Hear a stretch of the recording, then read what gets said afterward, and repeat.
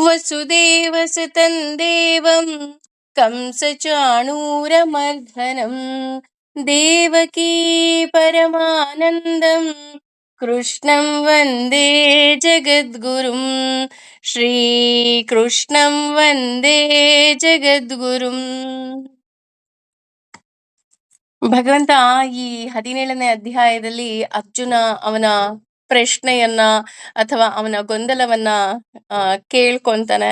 ಅವನ ಗೊಂದಲಕ್ಕೆ ಉತ್ತರವಾಗಿ ಭಗವಂತ ಮೊದಲು ಜೀವಿಗಳ ಬಗ್ಗೆ ಹೇಳ್ತಾ ಹೋಗ್ತಾನೆ. ಅಂದ್ರೆ ಜೀವರಲ್ಲಿ ರಾಜಸ ಗುಣ, ತಾಮಸ ಗುಣ ಮತ್ತೆ ತಮೋ ಗುಣ ಇರುತ್ತೆ. ಅದೇ ರೀತಿ ಅವರ ಯಜ್ಞ ಯಾಗಾದಿಗಳು ಹಾಗೂ ಪೂಜಾ ವಿಧಾನಗಳೂ ಸಹ ಇರುತ್ತೆ. ಅದೇ ರೀತಿ ಅವರಿಗೆ ಕರ್ಮದ ಫಲವೂ ಸಹ ಬರ್ತಾ ಹೋಗುತ್ತೆ ಅಂತ ಹೇಳ್ತಾ ಹೋಗ್ತಾನೆ. ಹಾಗೇನೆ ಇಲ್ಲಿ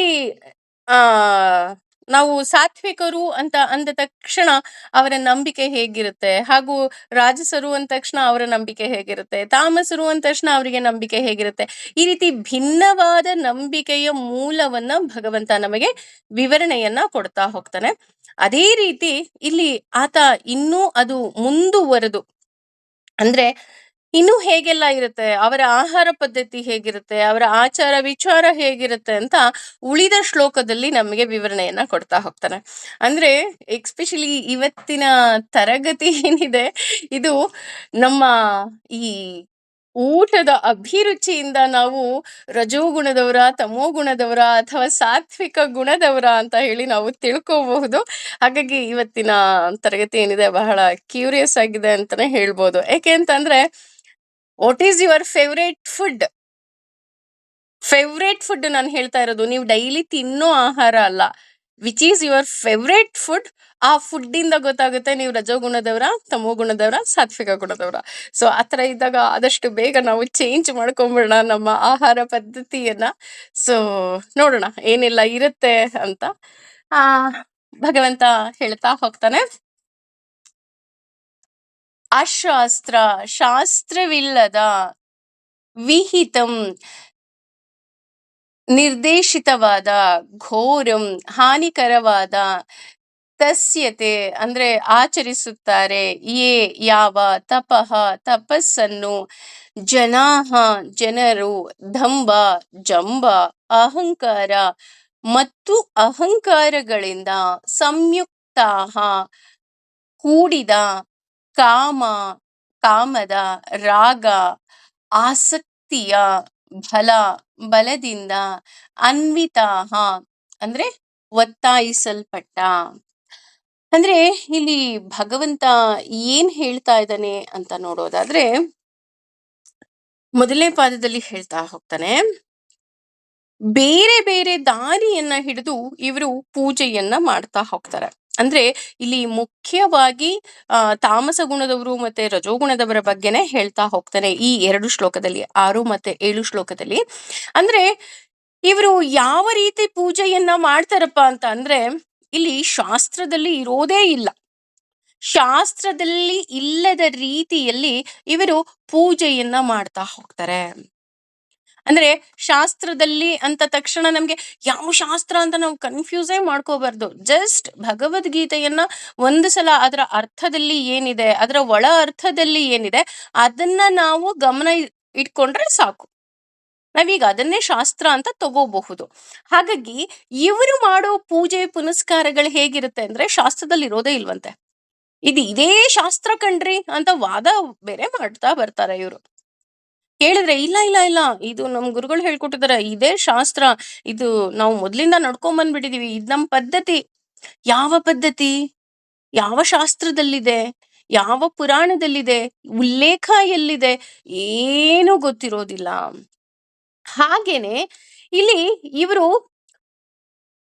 ಭೂತ ಸಾರಿ ತಪಂತೆ ಯೋ ತಪ ತಪೋ ಜನಾಹ ಅಂದ್ರೆ ಇವ್ರು ಏನ್ ಮಾಡ್ತಾರಪ್ಪ ಅಂದ್ರೆ ಕಷ್ಟಪಟ್ಟು ಕೆಲಸ ಮಾಡ್ತಾರೆ. ಪಾಪ ಕಷ್ಟಪಟ್ಟು ಕೆಲಸ ಮಾಡಲ್ಲ ಅಂತಾನೂ ಹೇಳ್ತಾ ಇಲ್ಲ.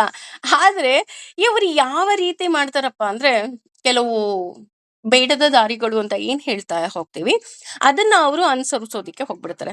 ಉದಾಹರಣೆ, ರಕ್ತದ ಆಹುತಿಯನ್ನ ಹಾಕೋದು, ಪ್ರಾಣಿಗಳ ಬಲಿ ಕೊಡೋದು, ಈ ರೀತಿಯಾದಂತಹ ಪೂಜೆ ಪುನಸ್ಕಾರಗಳನ್ನ ಮಾಡ್ತಾರೆ. ಅಲ್ಲಿಗೆ ನಾವು ಒಂದು ಮುಖ್ಯವಾಗಿ ತಿಳ್ಕೊಳ್ಳೇಬೇಕಾದಂತಹ ವಿಷಯ ಏನಪ್ಪಾ ಅಂದ್ರೆ, ಎಲ್ಲೂ ಸಹ ಶಾಸ್ತ್ರದಲ್ಲಿ ನೀನು ರಕ್ತವನ್ನ ಅರ್ಪಣೆ ಮಾಡುವಂತ ಹೇಳೇ ಇಲ್ಲ. ಅಲ್ಲಿಗೆ ಇದು ಶಾಸ್ತ್ರಕ್ಕೆ ವಿರುದ್ಧವಾದಂತಹ ಕಾರ್ಯ ಅಂತ ನಾವಿಲ್ಲಿ ತಿಳ್ಕೋಬೇಕಾಗತ್ತೆ. ಹಾಗೆ ಇವರು ದೇಹವನ್ನ ದಂಡಿಸ್ತಾರೆ, ಆದ್ರೆ ಅದು ಶಾಸ್ತ್ರದಲ್ಲಿ ಇರೋದೇ ಇಲ್ಲ. ಯಾಕೆ ಮಾಡ್ತಾರೆ ಅಂತ ಅಂದ್ರೆ, ಜಸ್ಟ್ ಹಠಕ್ಕೋಸ್ಕರ. ಇಲ್ಲ, ನನಗದು ಬೇಕೇ ಬೇಕು ಅನ್ನೋ ಒಂದೇ ಒಂದು ಹಠಕ್ಕೋಸ್ಕರ ಇವ್ರು ಈ ರೀತಿ ಮಾಡ್ತಾ ಹೋಗ್ತಾರೆ.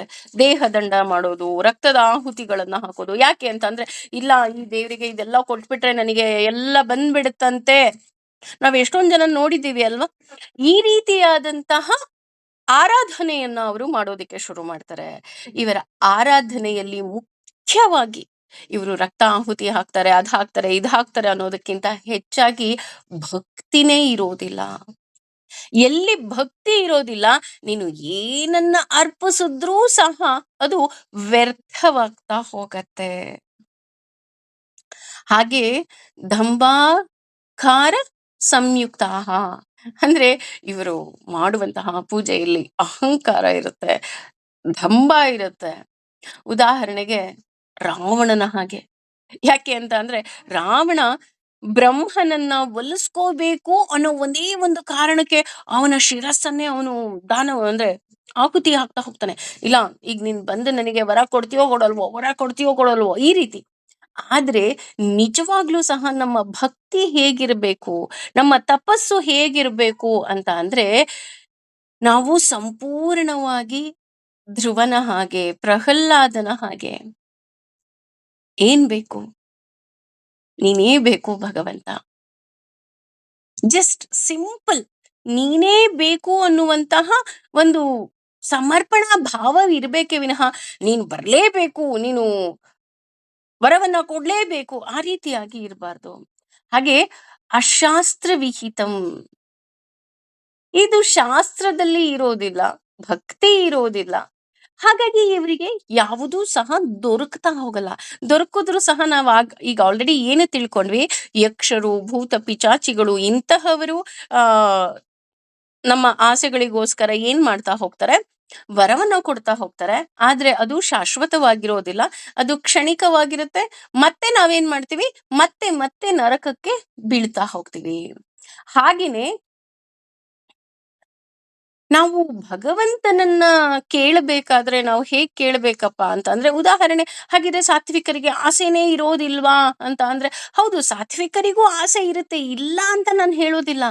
ಈಗ ಉದಾಹರಣೆ, ನಾನೀಗ ಪೂಜೆ ಮಾಡ್ಬಿಡ್ತೀನಿ ನೋಡು, 21 ದಿನ ನಾನು ಏಕಾದಶಿ ವ್ರತವನ್ನ ಮಾಡ್ತೀನಿ, 21 ಏಕಾದಶಿ ವ್ರತ, 22ನೇ ಏಕಾದಶಿ ವ್ರತಕ್ಕೆ ನನ್ಗಾಗ್ಲೇ ಮನೆ ಬಂದ್ಬಿಡ್ಬೇಕು, ಮನೆ ಇದ್ಬಿಡ್ಬೇಕು, ಸೈಟ್ ಇದ್ಬಿಡ್ಬೇಕು, ಮನೆ ಕಟ್ಬಿಡ್ಬೇಕು, ಮದ್ವೆ ಆಗ್ಬಿಡ್ಬೇಕು. ನೋ, ಹಾಗಿದ್ರೆ ಹೇಗ್ ಕೇಳಬೇಕು? ನಿನ್ನ ಸಂಕಲ್ಪ ಇದ್ದ ಹಾಗಾಗ್ಲಿ. ನೋಡು, ನನಗೆ ಆಸೆ ಕೊಟ್ಬಿಟ್ಟಿದ್ಯಾ, ನನಗ್ ಗೊತ್ತಿಲ್ಲ ಯಾಕೆ ಈ ಆಸೆ ಬಂತು ಅಂತ. ಹಾಗಾಗಿ ಐ ಡೋಂಟ್ ನೋ, ಇದು ಒಳ್ಳೆ ಆಸೆನೋ ಕೆಟ್ಟ ಆಸೆನೋ ನನಗ್ ಗೊತ್ತಿಲ್ಲ. ಆದ್ರೆ ಆ ಆಸೆಯನ್ನ ಈಡೇರ್ಬೇಕಾದ್ರೆ ನಿನ್ನ ಸಂಕಲ್ಪ ಹೇಗಿದೆಯೋ ಹಾಗಾಗ್ಲಿ. ಅಂದ್ರೆ ಭಗವಂತ ನಿನ್ನ ಇಚ್ಛೆ ಹೇಗಿದೆಯೋ ಹಾಗಾಗ್ಲಿ. ಅಮೀರ್ ಖಾನ್ನೇ ಮದುವೆ ಆಗ್ಬೇಕು, ಸಲ್ಮಾನ್ ಖಾನ್ನೇ ಮದುವೆ ಆಗ್ಬೇಕು, ಇಲ್ಲ ಭಗವಂತ ಮದುವೆ ವಯಸ್ಸಿಗೆ ನನ್ನ ಮಗಳು ಬಂದಿದ್ದಾಳೆ, ಒಳ್ಳೆ ಗುಣವಂತನಾದ ವರ ನಮಗೆ ಬೇಕು, ನಿನ್ನ ಸಂಕಲ್ಪದಿಂದ ಅದು ಸಿಕ್ಕುತ್ತಪ್ಪ ಅಷ್ಟೆ ಅಲ್ವಾ. ಅಂದ್ರೆ ನಮ್ಮ ಆಸೆ ಆಕಾಂಕ್ಷೆಗಳು ಹೇಗಿರುತ್ತೆ ಗೊತ್ತಿಲ್ಲ, ಆದ್ರೆ ಭಗವಂತನ ಆಸೆ ಯಾವಾಗ್ಲೂ ಸಹ ನಮ್ಮ ಒಳಿತಿಗೆ ಇರುತ್ತೆ.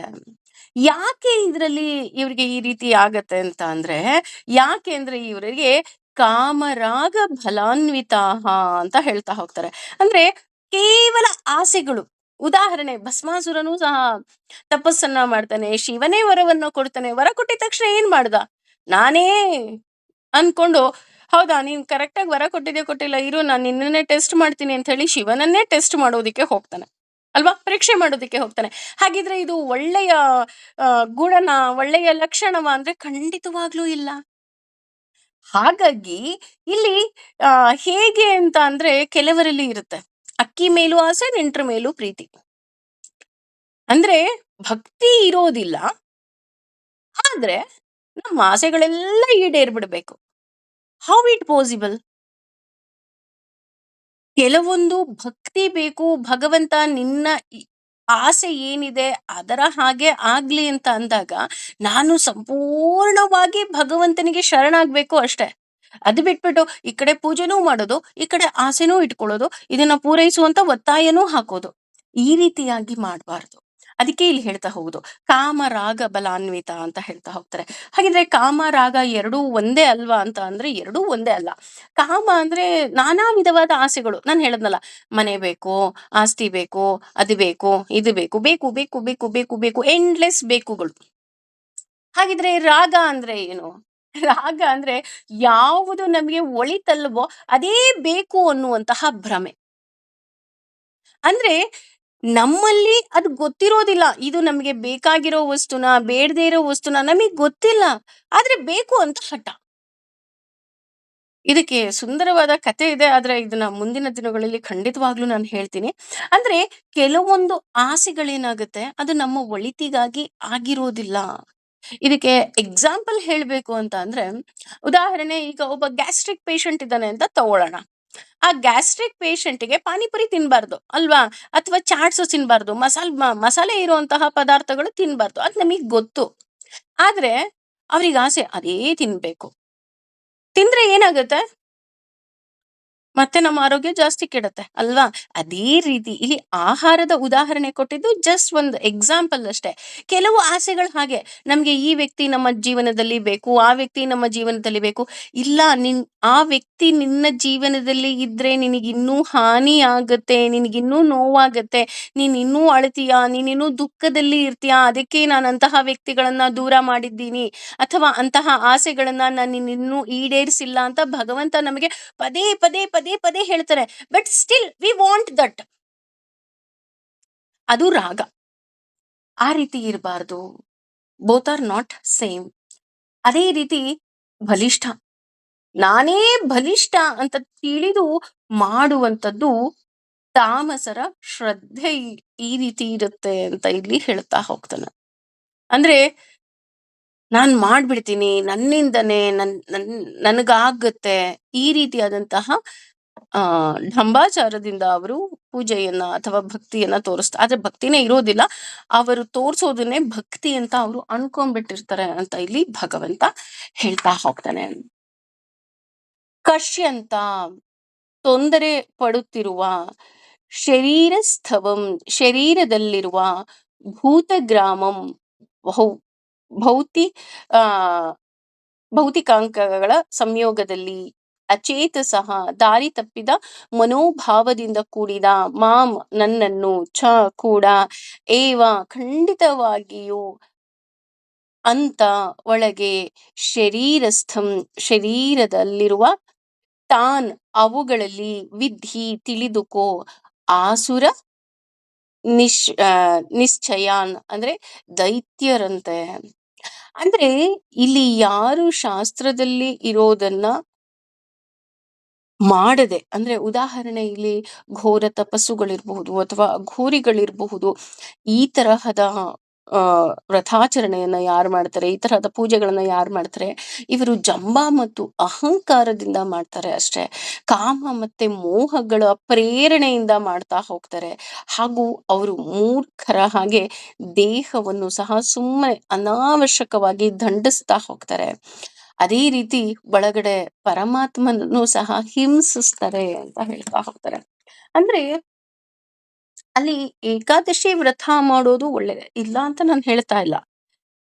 ಏಕಾದಶಿ ವ್ರತದ ಜೊತೆ ನಾನು 5 ದಿನ ಉಪವಾಸ ಮಾಡ್ತೀನಿ, ನೀನು ನನಗೆ ಈ ರೀತಿ ಈ ಕೆಲಸ ಆಗೋವರೆಗೂ ನೋಡು, ನಾನು ನಿನಗೆ ಊಟನೇ ಮಾಡೋದಿಲ್ಲ, ನಾನು ಉಪವಾಸದಲ್ಲೇ ಇರ್ತೀನಿ, ಇದು ನನಗೆ ಬಂದ ಮೇಲೆ ನಾನು ಊಟವನ್ನ ಮಾಡೋದು. ನೋ, ಅನಾವಶ್ಯಕವಾಗಿ ದೇಹವನ್ನ ದಂಡಿಸಬಾರ್ದು.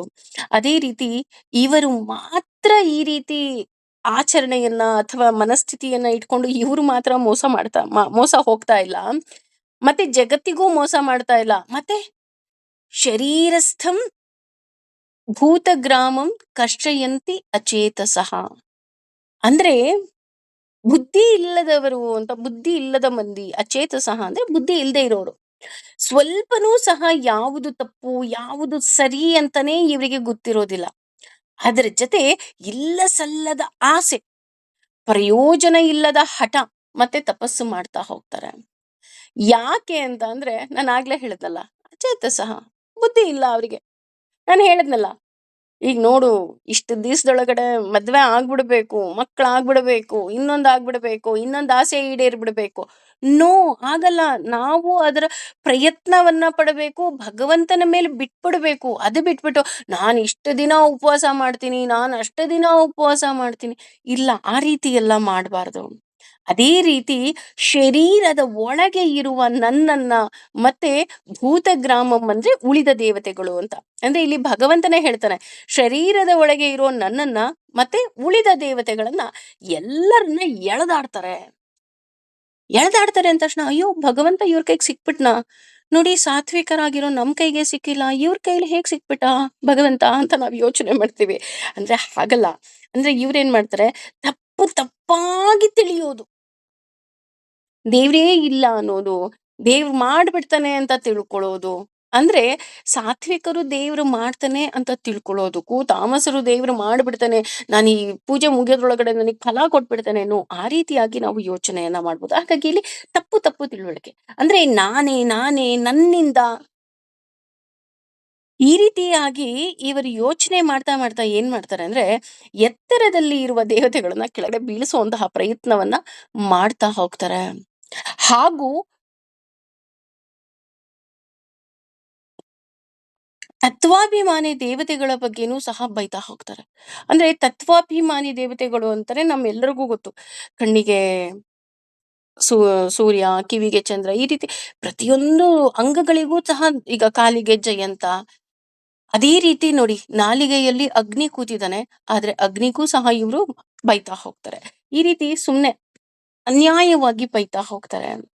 ಹಾಗೆ ಈ ರೀತಿ ಮಾಡೋದು ಯಾರು ಅಂತ ಅಂದ್ರೆ ತಾಮ್ ವಿದ್ಧ ಅಂತ. ಅಂದ್ರೆ ಒಂದು ಇವರು ಅಸುರರಾಗಿರ್ತಾರೆ, ಇಲ್ಲ ಅಸುರರ ಸಂಬಂಧಿಗಳಾಗಿರ್ತಾರೆ.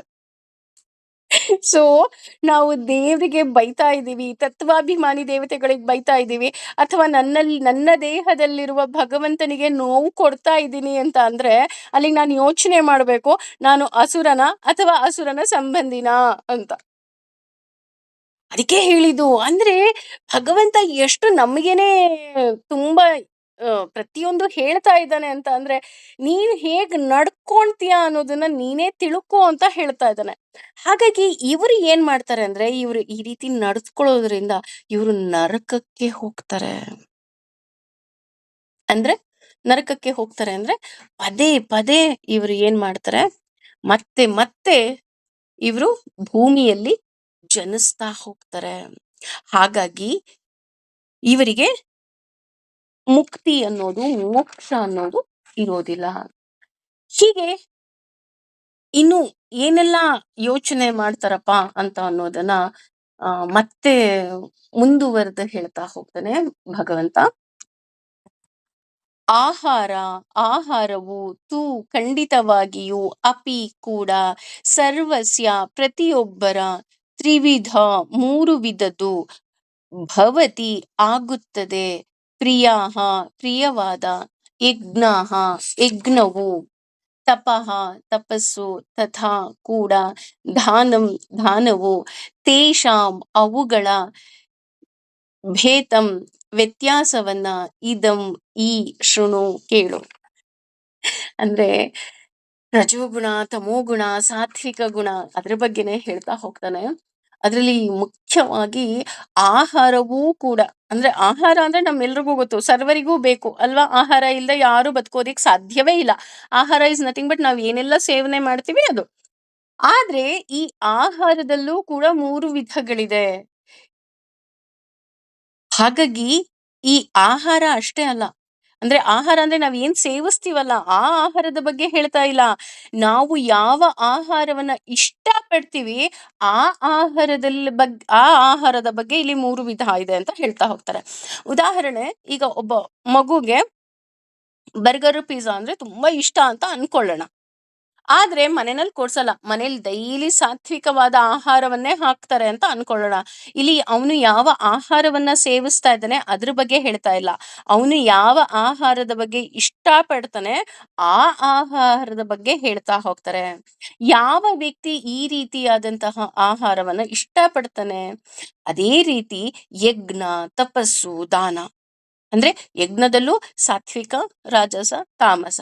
ತಪಸ್ಸಿನಲ್ಲೂ ಸಾತ್ವಿಕ, ರಾಜಸ, ತಾಮಸ. ದಾನದಲ್ಲೂ ಅಷ್ಟೇ ರಾಜಸ, ತಾಮಸ, ಸಾತ್ವಿಕ 3 ಬರ್ತಾ ಹೋಗುತ್ತೆ. ಅಂದ್ರೆ ದಾನ ಮಾಡ್ಬೇಕಾದ್ರೆ ನಾವ್ ಯಾವ ಭಾವದಿಂದ ಮಾಡ್ತೀವಿ, ತಪಸ್ಸು ಮಾಡ್ಬೇಕಾದ್ರೆ ಯಾವ ಭಾವದಿಂದ ಮಾಡ್ತೀವಿ, ಯಜ್ಞ ಮಾಡ್ಬೇಕಾದ್ರೆ ಯಾವ ಭಾವದಿಂದ ಮಾಡ್ತೀವಿ, ಇದು ಇಲ್ಲಿ ತುಂಬಾ ಮುಖ್ಯ ಆಗತ್ತೆ. ಇವುಗಳ ಬಗ್ಗೆ ನಾನು ನಿನಗೆ ಡೀಟೇಲ್ ಆಗಿ ನಿನಗೆ ವಿವರಣೆಯನ್ನ ಕೊಡ್ತೀನಿ, ತಿಳ್ಕೋ ಅಂತ ಹೇಳ್ತಾರೆ. ಶೃಣು, ಕೇಳು. ಅಂದ್ರೆ ಆಹಾರ, ಯಜ್ಞ, ತಪಸ್ಸು ಮತ್ತೆ ದಾನ. ಇದು ಯಾವ ರೀತಿಯಾಗಿದೆ, 3 ರೀತಿ ಇದೆ ಅಂತ ಹೇಳ್ತಾ ಇದ್ದಾರಲ್ಲ, ಆ 3 ರೀತಿಯಾದಂತಹ ಆಹಾರ ಆಹಾರ, ಯಜ್ಞ ಮತ್ತೆ ತಪಸ್ಸು ಯಾವ ರೀತಿ ಇದೆ ಅಂತ ನಾನು ನಿನಗೆ ಹೇಳ್ತೀನಿ, ಕೇಳು. ಯಾಕೆ ಇಲ್ಲಿ ಕೇಳು ಅಂತ ಹೇಳ್ತಾ ಇದ್ದಾನೆ ಭಗವಂತ ಅಂತ ಅಂದ್ರೆ, ನೀನು ಇದನ್ನ ತಿಳ್ಕೊಂಡ್ರೆ ನೀನು ಯಾವ ಗುಣದಲ್ಲಿ ಇದೆಯಾ, ರಜೋ ಗುಣದಲ್ಲಿದ್ಯಾ, ತಮೋ ಗುಣದಲ್ಲಿದ್ಯಾ, ಸಾತ್ವಿಕ ಗುಣದಲ್ಲಿದ್ಯಾ ಅಂತ ನಿನಗೆ ಗೊತ್ತಾಗುತ್ತೆ. ಆವಾಗ ನೀನು ಮಾಡೋ ಪೂಜೆ ಪುನಸ್ಕಾರನೂ ಅದೇ ತರ ಇರುತ್ತೆ, ನಿನಗೆ ಸಿಗೋ ಫಲನೂ ಸಹ ಅದೇ ತರ ಇರುತ್ತೆ. ಸೊ ಇಲ್ಲಿ ಹೇಗೆ ಅಂತ ಅಂದ್ರೆ, ಕ್ವಶನು ನಮ್ಗೆನೆ, ಆನ್ಸರು ನಾವೇ ಬರಿಬೇಕು, ಆಮೇಲೆ ನಾವೇ ವ್ಯಾಲ್ಯೂಯೇಷನ್ ಮಾಡ್ಕೋಬೇಕು. ಆ ರೀತಿಯಾದಂತಹ ಒಂಥರ ತುಂಬಾ ಇಂಟ್ರೆಸ್ಟಿಂಗ್ ಆದಂತಹ ಆ ಅಧ್ಯಾಯ ಈ 17ನೇ ಅಧ್ಯಾಯ ಅಂದ್ರೆ ಖಂಡಿತವಾಗ್ಲೂ ತಪ್ಪಾಗೋದಿಲ್ಲ. ಯಾಕೆ ಅಂದ್ರೆ ನಮಗೆ ನೆಕ್ಸ್ಟ್ ಮೋಕ್ಷ ಸನ್ಯಾಸ ಯೋಗ ಬೇರೆ ಇದೆ ಅಲ್ವಾ, ಹಾಗಾಗಿ ಅದಕ್ಕಿಂತ ಮುಂಚೆ ನೀನ್ ಇದನ್ನೆಲ್ಲ ನೀಟಾಗಿ ತಿಳ್ಕೊ ಅಂತ ಭಗವಂತ ಹೇಳ್ತಾ ಹೋಗ್ತಾನೆ. ಹಾಗಿದ್ರೆ ಯಾವ ಯಾವ ಆಹಾರ ಪದ್ಧತಿ ಇದೆ ಅಂತ ತಿಳ್ಕೊಳ್ಳೋಣ. ತುಂಬಾ ಚೆನ್ನಾಗಿದೆ. ಆಯುಹು, ಆಯುರ್ದಾಯ ಅಂದ್ರೆ ಆಯಸ್ಸನ್ನ ವೃದ್ಧಿ ಮಾಡೋದು. ಸತ್ವ, ಅಸ್ತಿತ್ವ. ಬಲ, ಬಲ. ಆರೋಗ್ಯ, ಆರೋಗ್ಯ. ಸುಖ, ಸುಖ. ಪ್ರೀತಿ, ತೃಪ್ತಿ. ವಿಧಾನ, ಹೆಚ್ಚಿಸುವ. ರಸ್ಯ, ರಸ ರೂಪಿಯಾದ. ಸಿಗ್ನ, ಸಿಗ್ನವಾದ. ಸ್ಥಿರ, ಬಹುಕಾಲ ಇರುವ. ಹೃದಯ, ಹೃದಯಕ್ಕೆ ಮುದ ನೀಡುವ. ಆಹಾರ, ಆಹಾರವು ಸಾತ್ವಿಕ, ಸತ್ವ ಗುಣ ಗುಣಯುಕ್ತ. ಸತ್ವಗುಣ ಯುಕ್ತನಿಗೆ ಪ್ರಿಯಾ ರುಚಿಯು. ಅಂದ್ರೆ ಈಗ ಸತ್ವಗುಣದವರಿಗೆ ಯಾವ ಆಹಾರ ಇಷ್ಟ ಅಂತ ಹೇಳ್ತಾ ಇದ್ದಾನೆ ನೋಡಿ. ಇಲ್ಲಿ ನಾವ್ ಯಾವ್ದು ತಿಂತೀವಿ ಅದಲ್ಲ, ನಾವ್ ಯಾವ್ದು ಇಷ್ಟ ಪಡ್ತೀವಿ ಆ ಆಹಾರ ನಿಮ್ಮ ಸತ್ವಗುಣದ ಪಟ್ಟಿಯಲ್ಲಿದ್ಯಾ ಅಂತ ನೀವೇ ಟೆಸ್ಟ್ ಮಾಡ್ಕೊಳ್ಳಿ. ನಿಜವಾಗ್ಲೂ ಸಹ ಸಾತ್ವಿಕರಿಗೆ ಇಷ್ಟ ಆಗುವ ಆಹಾರ ಯಾವುದು ಅಂತ ಇಲ್ಲಿ ಹೇಳ್ತಾ ಹೋಗ್ತಾನೆ. ಅಂದ್ರೆ ಎಂತ ಆಹಾರ ಅವ್ರಿಗೆ ಇಷ್ಟ, ಎಂತ ಆಹಾರವನ್ನ ಅವರು ತುಂಬಾ ಇಷ್ಟಪಡ್ತಾರೆ. ಮೊದಲನೇದು ಆಯುಹು, ಆಯಸ್ಸು ವೃದ್ಧಿ ಆಗಬೇಕು. ಈಗ ಕೆಲವ್ರು ಹೇಳೋದುಂಟು, ನನಗೆ ಇದು ನೋಟ್ಸ್ ಮಾಡ್ಬೇಕಾದ್ರೂ ಕೂಡ ನನ್ನ ತಲೆನಲ್ಲಿ ಅದೇ ಓಡ್ತಾ ಇತ್ತು. ಅಂದ್ರೆ ಈಗ ರೀಸೆಂಟ್ ಆಗೂ ಸಹ ನಾವು ಈ ವಿಷಯದ ಬಗ್ಗೆ ನಮ್ಮ ಫ್ರೆಂಡ್ಸ್ ಎಲ್ಲ ಮಾತಾಡ್ತಾ ಇದ್ವಿ. ಆ ಏನು ಆಹಾರದ ವಿಷಯನೇ ಬಂತು. ಆ ಆಹಾರ ವಿಷಯ ಬಂದಾಗ, ಇಂತಹ ಸಾತ್ವಿಕವಾದ ಆಹಾರವನ್ನ ಸ್ವೀಕಾರ ಮಾಡಿ 100 ವರ್ಷ ಯಾಕೆ ಬದುಕಬೇಕು ಅಂತ ಒಂದು ಕ್ವಶನ್ ಮೂಡ್ತು. ಆದ್ರೆ ಅದಕ್ಕೆ ಆನ್ಸರು ಭಗವದ್ಗೀತೆಲ್ಲ ಇದೆ ನೋಡಿ. ಅದಕ್ಕೆ ಹೇಳೋದು ಭಗವದ್ಗೀತೆ ಅಂತ ಅಂದ್ರೆ ನಮಗೆ ಪ್ರತಿಯೊಂದಕ್ಕೂ ಸಹ ಉತ್ತರವನ್ನ ಕೊಟ್ಟು ಬಿಡುತ್ತೆ ಅಂತ. ಅಂದ್ರೆ ಇಫ್ ಯು ಆರ್ ಎ ಸಾತ್ವಿಕ ಯೋಚನೆಯನ್ನ ಹೊಂದಿದ್ಯಾ, ನೀನು ಸಾತ್ವಿಕನಾ, ಹಾಗಿದ್ರೆ ನೀನ್ ಎಂತ ಆಹಾರ ಇಷ್ಟಪಡ್ತೀಯಾ ಅಂದ್ರೆ ಆಯುಹು. ನೀನು ಊಟ ಮಾಡ್ಬೇಕಾದ್ರೆ ನೀನ್ ಯೋಚನೆ ಮಾಡ್ತೀಯ ಅಂದ್ರೆ ಊಟ ಮಾಡ್ಬೇಕಾದ್ರೆ ಇನ್ ದ ಸೆನ್ಸ್ ನೀನು ಇಷ್ಟಪಡೋ ಆಹಾರ ಏನಿದೆ ಅದು ಆಯಸ್ಸನ್ನ ಹೆಚ್ಚಿಸುತ್ತಾ. ಉದಾಹರಣೆ, ಬೆಳಗ್ಗೆ ಎದ್ದು ಕಾಫಿ ಕುಡಿಯೋರು ಇರ್ತಾರೆ, ಬೆಳಗ್ಗೆ ಎದ್ದು ನಲ್ಲಿಕಾಯಿ ಜ್ಯೂಸ್ ಕುಡಿಯೋರು ಇರ್ತಾರೆ. ಯಾಕೆ ಕುಡಿತೀರಾ ನಲ್ಲಿಕಾಯಿ ಜ್ಯೂಸ್, ಅದನ್ನೆಲ್ಲ ಕುಡಿದು 100 ವರ್ಷ ಬದುಕ್ಬೇಕಾ ಅಂದ್ರೆ, ಇಲ್ಲ ನನ್ನ ಆರೋಗ್ಯದ ಬಗ್ಗೆ ನಾನು ಗಮನ ಕೊಡ್ಬೇಕು, ನನ್ನ ಆಯುಸ್ಸು ವೃದ್ಧಿ ಆಗ್ಬೇಕು, ನಾನು ಹಂಗಾಗಿ ಬೆಳಗ್ಗೆ ಎದ್ದು ನಾನು ಅದನ್ನೇ ಕುಡಿತೀನಿ ಅಂತ ವಾದ ಮಾಡೋರು ಇದ್ದಾರೆ. ಆದ್ರೆ ಅವ್ರು ಕುಡಿಬೇಕಾದ್ರೆ ಇಷ್ಟಪಟ್ಟು ಕುಡಿತಾರಾ, ಇದು ಅವ್ರಿಗೆ ಇಷ್ಟನಾ? ಕಾಫಿ, ಅಯ್ಯೋ ನನ್ ಕಾಫಿ ತುಂಬಾ ಇಷ್ಟ ಆದ್ರೆ ಏನ್ ಮಾಡ್ಲಿರಿ, ನಾನು ಇದನ್ನೇ ಕುಡಿಬೇಕು ಬೇಜಾರ್ ಮಾಡ್ಕೊಂಡು ಕುಡಿತಾ ಇದ್ದಾರಾ? ಯೋಚನೆ ಮಾಡಿ. ಇಫ್ ನಿಜಕ್ಕೂ ನಿಮಗೆ ಆ ಆಯಸ್ಸು ಹೆಚ್ಚಾಗುವಂತಹ ಆಹಾರ ಇಷ್ಟನಾ? ಹಾಗಿದ್ರೆ ಇದು ಸಾತ್ವಿಕ ಗುಣದ ಲಕ್ಷಣ. ಒಂದು ಆಯಸ್ಸು ಹೆಚ್ಚು ಮಾಡುವ ಆಹಾರ ಇಷ್ಟ. ಹಾಗೇನೆ ಸತ್ವಂ. ಸತ್ವಂ ಅಂದ್ರೆ ಸಾತ್ವಿಕವಾದಂತಹ ಆಹಾರ. ಸಾತ್ವಿಕ ಆಹಾರ ಅಂದ್ರೆ ಮನಸ್ಸು ಶುದ್ಧಿ ಮಾಡುವಂತಹ ಆಹಾರ, ಬುದ್ಧಿಯನ್ನ ಶುದ್ಧಿ ಮಾಡುವಂತಹ ಆಹಾರ. ಕೆಲವು ಆಹಾರವನ್ನ ನೀವು ಸ್ವೀಕಾರ ಮಾಡಿದ್ರೆ ಮನಸ್ಸಿಗೆ ಮುದ ಸಿಕ್ಕತ್ತೆ, ಅಥವಾ ನಮ್ಮ ಬುದ್ಧಿ ಚುರುಕಾಗ್ತಾ ಹೋಗುತ್ತೆ. ಅಂತಹ ಆಹಾರ ಇಷ್ಟನಾ? ನಾವು ತಿನ್ನುವ ಅನ್ನ ಏನಿದೆ, ಆ ಅನ್ನ 3 ವಿಧವಾಗಿ ಡಿವೈಡ್ ಆಗುತ್ತೆ. ಒಂದು ಬಲದ ರೂಪ, ಇನ್ನೊಂದು ಮಲದ ರೂಪ, ಇನ್ನೊಂದು ಮನಸ್ಸಿಗೆ. ನಮ್ಮೆಲ್ರಿಗೂ ಗೊತ್ತು, ಈಗ ನಾವು ತಿಂದ ಆಹಾರ ಅದು ನಮಗೂ ಗೊತ್ತು. ಭಗವಂತ ಜಠರಾಗ್ನಿಯಲ್ಲಿ ಅಗ್ನಿ ಸ್ವರೂಪನಾಗಿ ಕೂತಿರ್ತಾನೆ. ಅವನು ಅಲ್ಲಿ ಆಹಾರವನ್ನ, ಅಗ್ನಿಯನ್ನ ಉಪಯೋಗಿಸಿ ಅದನ್ನ ಜೀರ್ಣಕ್ರಿಯೆಯನ್ನ ಮಾಡಿ ನಮಗೆ ಬಲವನ್ನ ಕೊಡ್ತಾ ಹೋಗ್ತಾನೆ. ಇದನ್ನ ನಾವು ಅಹಂ ವೈಶ್ವಾನರೋ ಅಂತ ನಾವು 15ನೇ ಅಧ್ಯಾಯದಲ್ಲಿ ತಿಳ್ಕೊಂಡ್ಬಿಟ್ಟಿದೀವಿ ಅಲ್ವಾ? ಅದೇ ರೀತಿ ಇಲ್ಲಿ ಒಂದು ಬಲವನ್ನ ಕೊಡುತ್ತೆ, ಇನ್ನೊಂದು ಉಳಿದ ಆಹಾರ ಮಲದ ರೂಪದಲ್ಲಿ ಹೊರಗಡೆ ಬರುತ್ತೆ. ಅದೇ ರೀತಿ ಒಂದು ಆಹಾರದ ಒಂದು ಭಾಗ ನಮ್ಮ ಮನಸ್ಸಿಗೆ. ಸೊ ನೀನು ನಿನ್ನ ಮನಸ್ಸಿಗೆ ಯಾವ ಆಹಾರವನ್ನ ಕೊಡ್ತಾ ಇದೀಯಾ? ಅದೇ ರೀತಿ ಉದಾಹರಣೆ, ಮನಸ್ಸಿಗೆ ಹೇಗೆ ಆಹಾರವನ್ನ ಕೊಡುವುದು ಅಂದ್ರೆ, ದೇವರಿಗೆ ನೈವೇದ್ಯ ಮಾಡಿದಂತಹ ಆಹಾರವನ್ನ ತಿಂತಾ ಇದೆಯಾ? ಅಯ್ಯೋ ನನಗ್ ಪ್ರಸಾದ ತುಂಬಾ ಇಷ್ಟ.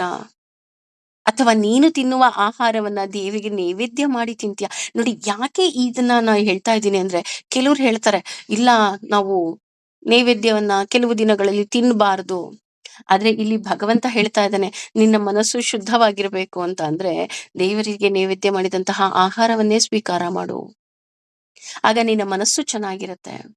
ಇಲ್ಲಿ ಆಹಾರ ಮಾಡುವವರು, ಆಹಾರ ಬಡಿಸುವವರು ಹಾಗೂ ಆಹಾರವನ್ನ ತಿನ್ನುವವರು, 3 ಜನರ ಮನಸ್ಸು ಇಲ್ಲಿ ಕಾರಣವಾಗ್ತಾ ಹೋಗುತ್ತೆ. ಉದಾಹರಣೆ ಸುಂದರವಾಗಿದೆ ಕಣ್ರಿ.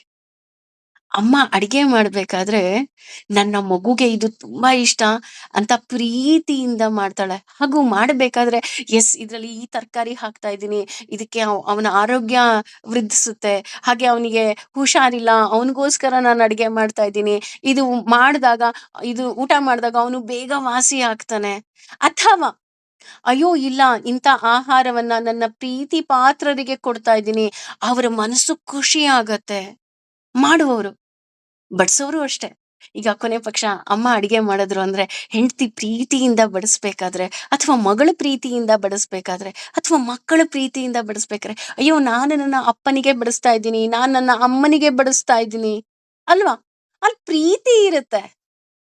ಹಾಗೆ ತಿನ್ನೋರು, ಅಯ್ಯೋ ನನ್ನ ಅಮ್ಮ ಕಷ್ಟಪಟ್ಟು ಮಾಡಿದ್ದಾರೆ, ನನ್ನ ಹೆಂಡತಿ ಕಷ್ಟಪಟ್ಟು ಮಾಡಿದ್ದಾರೆ, ಅಥವಾ ನನ್ನ ಮಗಳು ಇಷ್ಟು ಪ್ರೀತಿಯಿಂದ ಬಡಿಸಿದ್ಲು. ನೋಡಿ ಎಷ್ಟು ಇದೆ. ಆದ್ರೆ ಇಷ್ಟು ಇದೇ ಆಹಾರವನ್ನ ನಾನು ಹೋಟ್ಲಲ್ಲಿ ಹೋಗಿ ತಿಂದಾಗ ಅವನಿಗೆ ಹೇಗಿರುತ್ತೆ? ಅಡಿಗೆ ಮಾಡೋನು, ಎಸ್, ನಾನು ಈ ಅಡಿಗೆ ಮಾಡಿದ್ರೆ ನನ್ನ ಯಜಮಾನ ಇವತ್ತು ನನಗೆ ದುಡ್ಡು ಕೊಡ್ತಾನೆ, ನನಗೆ ಸಂಬಳ ಬರುತ್ತೆ, ಅದಕ್ಕೆ ಮಾಡ್ತಾ ಇದ್ದಾನೆ. ಬಡ್ಸೋ ವೇಟರು, ಎಸ್, ಇವ್ರು ಚೆನ್ನಾಗಿ ರೆಡಿಯಾಗಿ ಬಂದಿದ್ದಾರೆ, ನನಗೆ ಟಿಪ್ಸ್ ಜಾಸ್ತಿ ಕೊಡಬಹುದು. ತಿನ್ನೋನು, ಓಹ್ ಅಡ್ಗೆ ಚೆನ್ನಾಗಿದೆ, ನಾನು ಕೊಟ್ಟಿದ್ದ ದುಡ್ಡಿಗೆ ಇಲ್ಲಿ ವರ್ತಪ್ಪ, ಈ ಹೋಟ್ಲಿಗೆ ಇನ್ನೊಂದ್ಸಲ ಬರಬಹುದು. ನೋಡಿ, ನಮ್ಮ ಮನಸ್ಸೇ ಹೇಳ್ತಿದೆ ಅಲ್ವಾ, ನೀನ್ ಏನ್ ತಿಂತಿದ್ಯಾ ಅಂತ. ಅಂದ್ರೆ ನೀನ್ ಇಲ್ಲಿ ದುಡ್ಡು ಕೊಟ್ಟು ತಿಂತಾ ಇದೀಯಾ, ನೀನ್ ಇನ್ನೊಂದ್ಸಲ ಬರ್ಬೋದೋ ಬರ್ಬಾರ್ದೋ ಅಂತ ನಿನ್ನ ಮನಸ್ಸು ಯೋಚನೆ ಮಾಡ್ತಿದೆ. ಅದೇ ಮನೆಯಲ್ಲಿ ನೀನು ಊಟ ಮಾಡಿದಾಗ, ನನ್ನ ಅಮ್ಮ ಮಾಡಿದ್ಲು, ನನ್ನ ಹೆಂಡತಿ ಮಾಡಿದ್ಲು, ನನ್ನ ಪ್ರೀತಿ ಪಾತ್ರರು ಅಡಿಗೆ ಮಾಡಿದ್ದಾರೆ. ಅಥವಾ ನಾವು ದೇವಸ್ಥಾನದಲ್ಲಿ ಊಟ ಮಾಡ್ಬೇಕಾರೆ, ಅಯ್ಯೋ ಈ ಪ್ರಸಾದ ಸಿಕ್ಕೋದೇ ಇಲ್ಲ, ನನಗೆ ಈ ಪ್ರಸಾದ ಸಿಗ್ತಾ ಇದೆ, ಅಲ್ಲಿಗೆ ನಾನ್ ಎಷ್ಟು ಪುಣ್ಯವಂತ ಅಂತ ಯೋಚನೆ ಮಾಡ್ತಾ ನಾವು ತಿಂತೀವಿ. ಅದಕ್ಕೆ ಹೇಳಿದ್ದು, ಇಲ್ಲಿ ಆಹಾರ ತಿನ್ನಬೇಕು ಅಂತ ಅಂದ್ರೆ ಆ ಆಹಾರ 3 ರೀತಿಯಾಗಿ ಹೋಗುತ್ತೆ. ಅದರ ಪರಿಣಾಮನೂ ಅಷ್ಟೇ, ಬಡಿಸೋರ್ ಮೇಲೆ, ತಿನ್ನೋರ್ ಮೇಲೆ ಅದಕ್ಕೆ ನೋಡಿ, ಕೆಲವರು ಈಗ ಮಕ್ಕಳಿಗೆ ಹಾಲು ಕುಡಿಸ್ಬೇಕಾದ್ರೆ ಅಥವಾ ಮಕ್ಕಳಿಗೆ ಊಟ ಮಾಡಿಸ್ಬೇಕಾದ್ರೆ ಎಲ್ಲರ ಮುಂದೆ ಊಟ ಮಾಡ್ಸಲ್ಲ. ಅಥವಾ ಹುಷಾರಿಲ್ದೆ ಇದ್ದವರು, ಅದರಲ್ಲೂ ಎಕ್ಸ್ಪೆಷಲಿ ಬಾಣಂತಿಯರಿಗೆಲ್ಲ ಊಟ ಹಾಕ್ಬೇಕಾದ್ರೆ ಯಾರು ಇಲ್ಲದೆ ಇರೋ ಟೈಮಲ್ಲಿ ಊಟ ಹಾಕ್ತಾರೆ. ಯಾಕೆ ಊಟ ಹಾಕ್ತಾರೆ? ಯಾಕೆ ಅಂತಂದ್ರೆ ಯಾರ್ದ್ರೂ ದೃಷ್ಟಿ ಬೀಳ್ಬಾರ್ದು. ಅವ್ರ ಆರೋಗ್ಯ ಚೆನ್ನಾಗಿರ್ಬೇಕು. ಅವಳ ಮಗುವನ್ನ ನೋಡ್ಕೋಬೇಕು. ಹಾಗಾಗಿ ಈಗ್ಲೂ ಸಹ ಆ ಸ್ವಲ್ಪ ಈಗ ಬಿಡಿ ಡಾಕ್ಟರ್ ಏನ್ ಬೇಕಾದ್ರೂ ತಿನ್ನಿ ಅಂತಾರೆ, ಎಲ್ ಬೇಕಾದ್ರೂ ತಿನ್ನಿ ಅಂತಾರೆ. ಆದ್ರೆ ಹಳೆ ಕಾಲದಲ್ಲಿ ಬಾಣಂತಿ ಕೊಠಡಿ ಅಂತ ಅಂದ್ರೆ ಯಾರು ಆ ಕೊಠಡಿ ಒಳಗಡೆ ಹೋಗ್ತಾ ಇರ್ಲಿಲ್ಲ. ಅದು ಹೇಗಿರ್ತಿತ್ತಪ್ಪ ಅಂತ ಅಂದ್ರೆ ಈ ಹೆಚ್ಚು ಕಮ್ಮಿ ಬಾಳೆಹಣ್ಣು ಗುಡಾಣ ತರ ಅಲ್ಲಿ ಸಾಂಬ್ರಾಣಿ ಹೊಗೆ, ಮಗುವಳು ಈ ರೀತಿಯಾಗೇ ಇರ್ತಿತ್ತು. ಅಲ್ಲಿ ಯಾರು ಹೋಗ್ತಾ ಇರ್ಲಿಲ್ಲ. ಬಾಣಂತಿ ರೂಮ್ಗೆ ಯಾರು ಹೋಗ್ಬಾರ್ದು. ಈಗೇನಿಲ್ಲ, ಬಾಣಂತಿ ಮನೆಗೆ ಎಲ್ರು ಹೋಗ್ತಾರೆ, ಬಾಣಂತಿ ಹಾಸಿಗೆ ಮೇಲೆ ಎಲ್ರು ಕೂತ್ಕೊಂತಾರೆ ಅಲ್ವಾ? ಈ ರೀತಿ ಇರಬಾರ್ದು. ಯಾಕೆ ಅಂತ ಅಂದ್ರೆ ಅವರು ತಿನ್ನುವ ಅಂತಹ ಆಹಾರ ಪರಿಣಾಮ ಬೀರುತ್ತೆ. ಯಾಕೆ ಬಾಣಂತಿ ಆಹಾರವನ್ನೇ ಉದಾಹರಣೆ ಕೊಡ್ತಾ ಇದ್ದೀನಿ ಅಂತ ಅಂದ್ರೆ, ಅವಳು ತಿನ್ನುವ ಆಹಾರ ಹಾಲಿನ ಮೂಲಕ ಬರುತ್ತೆ. ಮಗುಗ್ ಅದೇ ಬುದ್ಧಿ ಬರುತ್ತೆ. ಅದಕ್ಕೆ ನೋಡಿ, ಬಾಣಂತಿಯರಿಗೆ ಆಹಾರ ಕೊಡ್ಬೇಕಾದ್ರೂನು ಆದಷ್ಟು ಅತಿ ಹೆಚ್ಚು ಸಾತ್ವಿಕ ಆಹಾರವನ್ನ ಕೊಡ್ತಾರೆ. ಹೇಳ್ತಾರೆ, ನೀನೇನು ಆಸೆ ಪಟ್ಕೊಂಡ್ ತಿನ್ಬೇಡ, ಮಗುಗ್ ಒಳ್ಳೇದಾಗ್ಲಿ ಅಂತ ಅನ್ಕೊಂಡ್ ತಿನ್ನು. ನಮ್ಮ ಪದ್ಧತಿ ಅಷ್ಟೇ ಚೆನ್ನಾಗಿತ್ತು. ಹಾಗೇನೆ ಬಲ ರೋಗ್ಯ ಅಂದ್ರೆ ಬಲ ಮತ್ತೆ ಆರೋಗ್ಯ ಕೊಡುವಂತಹ ಆಹಾರ ಈ ಸಾತ್ವಿಕರಿಗೆ ಇಷ್ಟ. ಹಾಗೇನೆ ಸುಖ ಪ್ರೀತಿ ವಿವರ್ಧನ ಅಂದ್ರೆ ಊಟ ಮಾಡೋದ್ರಿಂದ ಪ್ರೀತಿ ಸಿಕ್ಕುತ್ತಾ, ಸುಖ ಸಿಕ್ಕುತ್ತಾ ಅಂತಂದ್ರೆ ಇಲ್ಲಿ ವೃದ್ಧಿ ಆಗುತ್ತಾ ಅಂತ ನಾವು ನೋಡ್ಕೋಬೇಕಾಗತ್ತೆ. ಅಂದ್ರೆ ಪ್ರೀತಿ ಅಂದ್ರೆ ಖುಷಿ.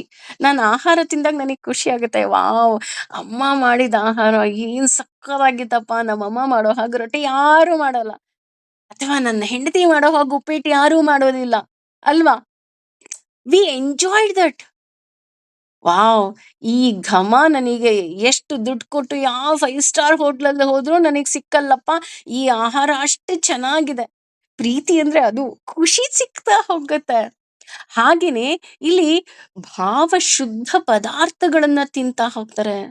ಭಾವಶುದ್ಧ ಪದಾರ್ಥಗಳು ಅಂದ್ರೆ ಉದಾಹರಣೆಗೆ ಹಣ್ಣು, ಹಂಪಲುಗಳು, ಸಾತ್ವಿಕವಾದ ಆಹಾರ. ಉದಾಹರಣೆ ಋಷಿಮುನಿಗಳು ತಿಂತಾ ಇದ್ರು. ಅವ್ರು ತಿನ್ನೋ ಆಹಾರ ಪದ್ಧತಿಯನ್ನ ನಾವು ನೋಡಿದಾಗ ಅದರಲ್ಲಿ ಅತಿ ಹೆಚ್ಚು ಮಸಾಲೆ ಇರ್ತಾ ಇರ್ಲಿಲ್ಲ. ಅತಿ ಹೆಚ್ಚು ಆ ಯಾವುದೇ ರೀತಿಯಾದಂತಹ ಆರೋಗ್ಯಕ್ಕೆ ಹಾನಿಕರ ಇರ್ತಾನೆ ಇರ್ಲಿಲ್ಲ. ಹೇಳ್ಬೇಕು ಅಂದ್ರೆ ಹೆಚ್ಚು ಕಮ್ಮಿ ಮಗುವಿಗೆ ತಿನ್ನಿಸಿದಂತಹ ಆಹಾರವನ್ನೇ ಅವ್ರು ತಿಂತಾ ಇದ್ರು. ಹಾಗೇನೆ ಇನ್ನೂ ಹೇಳ್ತಾ ಹೋಗ್ತಾರೆ. ಇನ್ನು ಯಾವ್ಯಾವ ರೀತಿ ಇರುತ್ತೆ ಅಂದ್ರೆ ರಸಭರಿತವಾಗಿರುತ್ತೆ. ಅಂದ್ರೆ ಫ್ರೆಶ್ ಆಗಿರುತ್ತೆ. ಅಂದ್ರೆ ಈಗ ಒಂದು ಹಣ್ಣನ್ನ ತಿಂತೀವಿ, ಒಂದು ಮ್ಯಾಂಗೋ ತಿಂತೀವಿ ಅಂತ ಅಂದ್ರೆ ತಂದು ಅದಕ್ಕೆ ಪೌಡರ್ ಎಲ್ಲ ಹಾಕಿರೋದಲ್ಲ. ಮರದಲ್ಲೇ ಹಣ್ಣಾಗಿರೋ ಹಣ್ಣನ್ನ ಕಿತ್ತು ತಿಂತೀವಿ ನೋಡಿ, ಅದು ಎಷ್ಟು ರುಚಿಯಾಗಿರುತ್ತೆ. ಹಾಗೆ ರಸಭರಿತವಾಗಿರುತ್ತೆ. ಸಿದ್ಧ ಫ್ರೆಶ್ ಆಹಾರ. ಫ್ರೆಶ್ ಆಹಾರ ಅಂದ್ರೆ ಆಗ ಅಡಿಗೆ ಮಾಡ್ಕೊಂಡು ಆಗ ಊಟ ಮಾಡುವಂಥದ್ದು. ಸ್ಥಿರ ಅಂದ್ರೆ ಸ್ಥಿರ ಅಂತ ಅಂದ್ರೆ ಬೇಗ ಹಾಳಾಗದೆ ಇರುವಂತದ್ದು. ಅಂದ್ರೆ ಉದಾಹರಣೆ, ಈಗ ನಾವು ಕೆಲವು ಆಹಾರವನ್ನ ಮಾಡ್ಬೇಕಾದ್ರೆ, ಏಕಾದಶಿ ವ್ರತವನ್ನ ಮಾಡ್ಬೇಕಾದ್ರೆ, ಅಥವಾ ದೇವರಿಗೆ ನಾವು ನೈವೇದ್ಯ ಮಾಡ್ಬೇಕಾದ್ರೆ ನಾವು ಅತಿ ಹೆಚ್ಚು ಎಣ್ಣೆಯನ್ನ ಬಳಸೋದಿಲ್ಲ. ತುಪ್ಪವನ್ನ ಬಳಸಿ ಮಾಡಿದಂತಹ ಆಹಾರವನ್ನ ದೇವರಿಗೆ ನೈವೇದ್ಯ ಮಾಡ್ತೀವಿ. ಯಾಕೆ ಅಂತ ಅಂದ್ರೆ, ಈಗ ನಾವು ಏಕಾದಶಿ ಉಪವಾಸ ಇರೋದಕ್ಕಿಂತ ಮುಂಚೆ ನಾವು ತುಪ್ಪದಲ್ಲಿ ಮಾಡಿದಂತಹ ಆಹಾರವನ್ನ ನಾವು ಸ್ವೀಕಾರ ಮಾಡಿದ್ರೆ ನಮಗೆ ಹಸಿವು ಬೇಗ ಆಗೋದಿಲ್ಲ. ಏಕಾದಶಿ ವ್ರತದಲ್ಲಿ ನಮಗೆ ಶಕ್ತಿ ಇರುತ್ತೆ ಅಂತ. ಅದೇ ರೀತಿ ತಿಂದ ಮೇಲೂ ಅದು ಖುಷಿ ಆಗಬೇಕು. ನಾನು ಹೇಳಿದ್ನಲ್ಲ, ಈಗ ಯಾವುದೋ ಒಂದು ಆಹಾರ ಅದು ತಿಂದ ಮೇಲೆ ಅಯ್ಯೋ ಗ್ಯಾಸ್ಟ್ರಿಕ್ ಆಯ್ತು, ಹೊಟ್ಟೆ ನೋವು ಬಂತು, ಆಹಾರ ಹಾಳಾಯ್ತು, ಆರೋಗ್ಯ ಹಾಳಾಯ್ತು ಅಂದ್ರೆ ನೀನ್ ತಿಂದೇನ್ ಪ್ರಯೋಜನ ಅಲ್ವಾ? ಇಂತಹ ಆಹಾರದ ಪಟ್ಟಿಯಲ್ಲಿ ನಿಮ್ಮ ಫೇವ್ರೇಟ್ ಫುಡ್ ಇದೆಯಾ ಅಂತ ಹೇಳಿ ನೋಡ್ಕೊಳ್ಳಿ. ಹಾಗೆ ಆಹಾರ ಸಾತ್ವಿಕ ಪ್ರಿಯ. ಇಂಥ ಆಹಾರಗಳು ಸಾತ್ವಿಕರಿಗೆ ತುಂಬಾ ಇಷ್ಟ. ಅಂದ್ರೆ ನಾವ್ ಸಾತ್ವಿಕರು ಇಂತಹ ಆಹಾರವನ್ನ ಇಷ್ಟಪಡ್ತಾರೆ. ನೆಕ್ಸ್ಟ್ ಹಾಗಿದ್ರೆ ರಾಜಸರು ಯಾವ ತರ ಆಹಾರವನ್ನ ಇಷ್ಟಪಡ್ತಾರಪ್ಪ ಅಂತ ನೋಡೋದಾದ್ರೆ, ಕಟು, ಕಹಿ, ಆಮ್ಲ, ಹುಳಿ, ಲವಣ, ಉಪ್ಪು, ಅತಿ ಉಷ್ಣ, ಹೆಚ್ಚು ಬಿಸಿ, ತೀಕ್ಷ್ಣ, ಖಾರ, ವೃಕ್ಷ, ಒಣಗಿದ, ವಿದಾಹೀನ ಅಂದ್ರೆ ಸುಟ್ಟಿರೋದು ಆಹಾರಗಳು, ರಾಜ ರಾಜಸಸ್ಯ ಅಂದ್ರೆ ರಾಜಸ ಗುಣ ಉಳ್ಳವರು, ಇಷ್ಟ ರುಚಿಕರವು, ದುಃಖ, ಶೋಕ, ಕ್ಲೇಶ, ಅಮಾಯ ರೋಗಗಳಿಂದ, ಪ್ರದಾಹ ಉಂಟು ಮಾಡುವ ಅಂದ್ರೆ ರಾಜಸ ಗುಣದವರು ಯಾವ ಆಹಾರವನ್ನ ಇಷ್ಟಪಡ್ತಾರಪ್ಪ ಅಂದ್ರೆ ಮೊದಲನೇದು ಕಟು ಖಾರವಾಗಿರ್ಬೇಕಂತ ಅವ್ರಿಗೆ ಆಹಾರ. ಅಂದ್ರೆ ಅವರ ಫೇವರೇಟ್ ಫುಡ್ ಅಲ್ಲಿ ಬರೀ ಖಾರನೇ ಇರುತ್ತೆ, ಆಮ್ಲ, ಹುಳಿ ಇರುತ್ತೆ, ಲವಣ, ಉಪ್ಪು. ಕೆಲವ್ರು ಹೇಳ್ತಾರೆ ಹುಳಿ ಉಪ್ಪು ಖಾರವಾಗಿ ಅಡಿಗೆ ಮಾಡ್ಬಿಡಮ್ಮ ನನಗೆ ಅದೇ ಇಷ್ಟ. ಅಲ್ಲಿಗೆ ಅವ್ರು ಯಾವ ಗುಣದವರು? ರಾಜಸ ಗುಣದವರು. ಅತ್ಕೃಷ್ಟ ಅಂದ್ರೆ ಬಿಸಿ ಬಿಸಿ ಬಿಸಿ ಬಿಸಿ ಬಿಸಿ ಕಾಫಿ ಮಾಡಿದ್ರೆ ಹಂಗೆ ಒಲೆ ಮೇಲೆ ಕುದಿತಾ ಇರೋದು, ಹಂಗೆ ಲೋಟಕ್ ಬಗ್ಗಿಸ್ಕೊಟ್ಟು ಲೋಟದಲ್ಲೂ ಕುದಿತಾ ಇದ್ರು ಇನ್ನೂ ಬಿಸಿ ಬೇಕು ಅಂತ ಹೇಳ್ತಾರೆ. ಅಥವಾ ಕಾವಲಿ ಮೇಲಿಂದ ಡೈರೆಕ್ಟ್ ತಗೊಂಡೋಗಿ ಚಪಾತಿ ಹಾಕಿದ್ರು ಯಾಕೆ ಇಷ್ಟು ಲೇಟ್ ಆಗಿ ಕೊಡ್ತಾ ಇದೆಯಾ, ಆರೋಗ್ಬಿಟ್ಟಿದೆ ಅಂತ ಹೇಳ್ತಾರೆ. ಕೆಲವ್ರ ಮೆಂಟಾಲಿಟಿ ಹತ್ರ ಇರುತ್ತೆ ಆ ಥರ. ಅತಿ ತೀಕ್ಷ್ಣ ಅಂದ್ರೆ ಉಪ್ಪು ಜಾಸ್ತಿ, ಅಂದ್ರೆ ಖಾರ ಜಾಸ್ತಿ ಇರುತ್ತೆ. ರುಕ್ಷ್ಮ ಪದಾರ್ಥ, ನೀರಸವಾಗಿರೋದು ಅಂದ್ರೆ ನೀರಸ ಅಂದ್ರೆ ಎಲ್ಲ ಒಣಗ್ ಹೋಗಿರುತ್ತೆ, ಸುಟ್ಟು ಹೋಗಿರುತ್ತೆ ಅಂಥದ್ದು. ವಿಧಾಹೀನ, ತುಂಬಾ ಬಿಸಿ ಮತ್ತೆ ಕಪ್ಪಾದ ಪದಾರ್ಥಗಳು. ಅಂದ್ರೆ ಆ ಈ ಕೆಲವು ಆಹಾರಗಳೇ ನಾವು ಈಗ ಮಾಡ್ಬೇಕಾದ್ರೆ ಅದೇ ತರನೇ ಮಾಡ್ತಾರೆ, ಸುಟ್ಟು ಬಿಟ್ಟು ಮಾಡುವಂತಹ ಆಹಾರಗಳು. ಅಥವಾ ಈ ಆ ತಂದೂರಿಯಲ್ಲಿ ಬೇಯಿಸಿದಂತಹ ಆಹಾರ ಅಂತ ಹೇಳ್ಬೋದು. ಇಂತಹ ಆಹಾರವನ್ನ ರಾಜಸರು ಇಷ್ಟಪಡ್ತಾರೆ. ಹಾಗೇನೆ ಆಹಾರ ರಾಜಸ ಪ್ರಿಯ ಅಂದ್ರೆ ಇಂತಹ ಆಹಾರವನ್ನ ಅವರು ತುಂಬಾ ಇಷ್ಟಪಡ್ತಾರೆ. ಆದ್ರೆ ಇದರಿಂದ ಅವ್ರಿಗೆ ಏನ್ ಸಿಕ್ಕುತ್ತಪ್ಪ ಅಂದ್ರೆ ದುಃಖ ಶೋಕ ಮಯಪ್ರದ. ಅಂದ್ರೆ ಈ ಆಹಾರ ಎಲ್ಲ ಅವ್ರಿಗೆ ತುಂಬಾ ಇಷ್ಟ, ಆದ್ರೆ ಇದರಿಂದ ಏನ್ ಸಿಕ್ಕುತ್ತಪ್ಪ ಅಂದ್ರೆ ದುಃಖ ಶೋಕ ಸಿಕ್ಕುತ್ತೆ. ನಾವ್ ದುಃಖ ಶೋಕ ಅಂದ ತಕ್ಷಣ ಎರಡೂ ಒಂದೇನಾ ಅಂತ ಅನ್ಕೊಂತೀವಿ, ಎರಡೂ ಒಂದೇ ಅಲ್ಲ. ದುಃಖ ಕ್ಷಣಿಕ, ಶೋಕ ನಿರಂತರ. ಕೆಲವು ಆಹಾರವನ್ನ ತಿಂದಾಗ, ಉದಾಹರಣೆ ಈಗ ತುಂಬಾ ಖಾರ ಇರತ್ತೆ ಅಂದ್ರೆ ಒಬ್ವಿಯಸ್ಲಿ ಕಣ್ಣಲ್ಲಿ ನೀರ್ ಬರ್ತಾ ಇರುತ್ತೆ, ಆದ್ರೂ ಇಷ್ಟಪಟ್ಟು ತಿಂತಾ ಇರ್ತಾರೆ. ಅಯ್ಯೋ ಸಕ್ಕದಾಗಿದೆ, ಹಂಗೆ ರೀ, ಹೆಂಗೆ ಖಾರ ತಿನ್ಬೇಕಂದ್ರೆ ಕಣ್ಣಲ್ಲಿ ನೀರ್ ಬರ್ಸ್ಕೊಂಡ್ ತಿನ್ಬೇಕು, ಇದೇ ನನ್ ಫೇವ್ರೇಟ್ ಫುಡ್. ಆದ್ರೆ ಆ ಖಾರ ದುಃಖವನ್ನ ಕೊಡ್ತಾ ಇದೆ, ಕಣ್ಣೀರ್ ಕೊಡ್ತಾ ಇದೆ, ಅದು ಕ್ಷಣಿಕ. ಆದ್ರೆ ಶೋಕ, ಅದನ್ನ ಜಾಸ್ತಿ ತಿಂದ್ರೆ ಏನಾಗುತ್ತೆ? ಅವ್ರ ಆರೋಗ್ಯ ಹಾಳಾಗತ್ತೆ, ಆರೋಗ್ಯದ ಮೇಲೆ ದುಷ್ಪರಿಣಾಮ ಬೀರುತ್ತೆ, ನಿರಂತರ ಅಲ್ವಾ? ಅಂತಹ ಆಹಾರ ತಿಂದ್ರೆ ಒಬ್ವಿಯಸ್ಲಿ ಅವ್ರು ಹುಷಾರ್ ತಪ್ತಾರೆ. ಏನು ಮಾಡಿದ್ರು ಸಹ ಇವರಿಗೆ ತೃಪ್ತಿ ಪಡಿಸೋದಿಕ್ ಆಗೋದೇ ಇಲ್ಲ. ಉದಾಹರಣೆ, ಅಯ್ಯೋ ಇದೇ ಅಡ್ಗೆ ಊಟ ಮಾಡ್ಬೇಕಾ, ಇದೇ ಅನ್ನ ಸಾರ, ಈ ಸಾರ, ಈ ಪಲ್ಯನ, ಈದಾ ನೋಡಿ. ಅಂದ್ರೆ what they want. Every day restaurant ಇಂದ ಬೇಕಾದ್ರೆ ನೀವು ತಗೊಂಬಂದ್ ಕೊಟ್ರೆ ಸೂಪರ್ ಆಗಿದ್ಯಪ್ಪ ಅಂತ ತಿಂತಾರೆ. ನೀವು ಮನೇಲಿ ಏನೇ ಮಾಡಿ ಹಾಕಿದ್ರು ಅವ್ರಿಗೆ ಇಷ್ಟ ಆಗೋದೇ ಇಲ್ಲ, ತೃಪ್ತಿ ಪಡಿಸೋದಿಕ್ಕಾಗೋದಿಲ್ಲ.